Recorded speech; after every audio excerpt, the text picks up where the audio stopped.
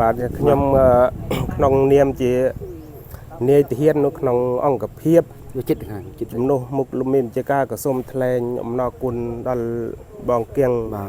នៅភូមិខ្ទុំហើយនឹងលោកយាយជាដូនជី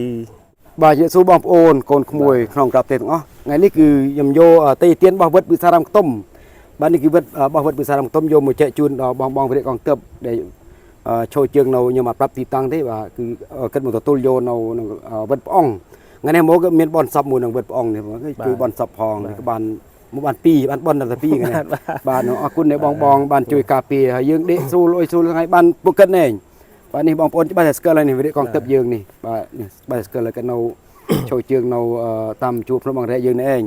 តែចេះមានបងប្អូនមានអុយជូនពោដល់គិតអាចថ្ងៃក្រោយក៏អាចឃើញគិតជប់គិតណាគឺយើងមានទឹកចិត្តបានអុយបានទឹកសិតមក10 500រៀលក៏អរគុណណាស់ហើយគេហៅខ្មែរថ្លៃខ្មែរនេះសូមបងប្អូនជួយ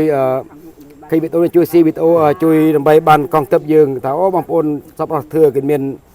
ថៃវិការគេមានអុយចង់ជួយគិតក្រោយអាចជួយគិតបាននេះគេមានអុយទេបងប្អូនមានអង្គ10B ទឹកសិត85U បាទមីមួយកេះ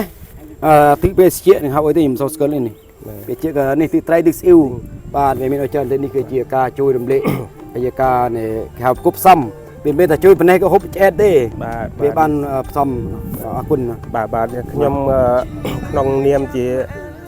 នាយទាហាននៅក្នុងអង្គភាពចិត្តជំនួសមុខលោកមានជាការក្រសួងថ្លែងអំណរគុណដល់បងគៀងនៅភូមិខ្ទុំហើយនឹងលោកយាយជាដូនជីដែលក៏បានចូលរួមក្នុងការផ្ដល់នៅអាហារទឹកសុទ្ធនិងសម្ភារៈក៏សូមថ្លែងអំណរគុណយ៉ាងជ្រាលជ្រៅហើយនឹងក៏សូមជូនពរឲ្យលោកតាលោកយាយបងមានសុខភាពល្អអាយុវែងនិងជួបប្រទេសទៅនៅ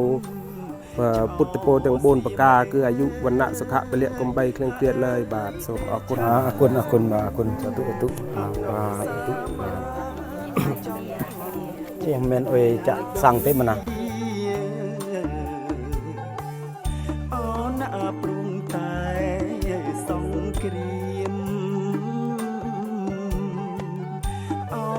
ព្រួងតែសង្គ្រាមចោសៀមអើយហើយដែលឆានអក្រក់សាមានចង់ប្លន់ជាតិទឹកដី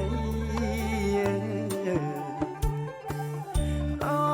ណាឃ្លាតប្រពន្ធកូនពុកម៉ែតាដូនសេះកោក្របីតស៊ូប្រយុទ្ធណែដេកតាមដងព្រៃ